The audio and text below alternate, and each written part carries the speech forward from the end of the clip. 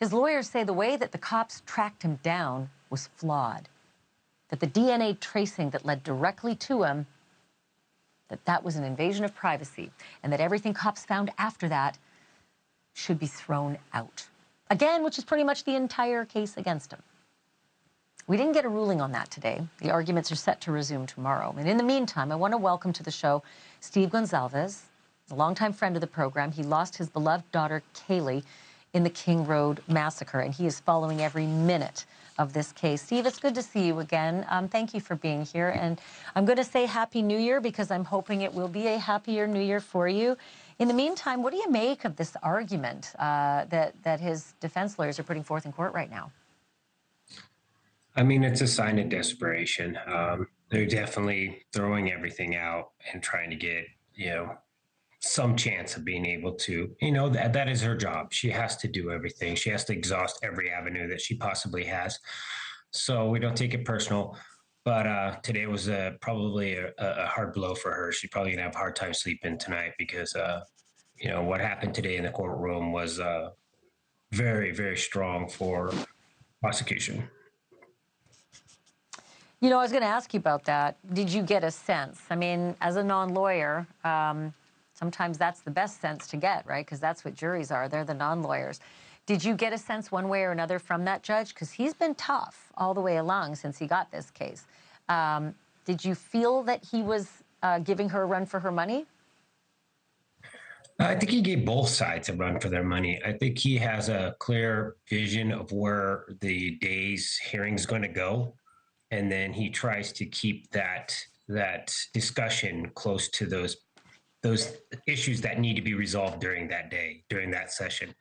So yeah, we talked with some of the lawyers today. We get a good sense that he's keeping things on a tight rail, and we have a summer trial, and we're not going to get there unless we have the right leadership that can keep everybody on the same path and communicating and getting things done in an orderly fashion. And I really feel like that's what he was doing today.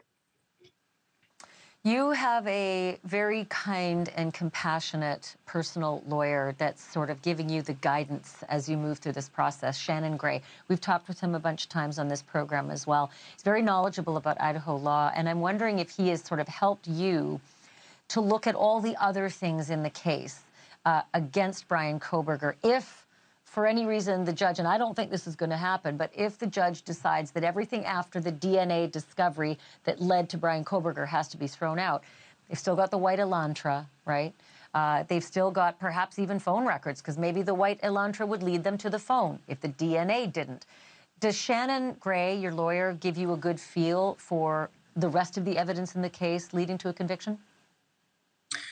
Yes, he does. And we do communicate, and we try to work with the prosecution to make sure that we're all on the same page. And yeah, I think they have a strong case. Obviously, you want to have the strongest case possible, and having DNA, there's nothing stronger than that. And it's not going to be taken out of the court.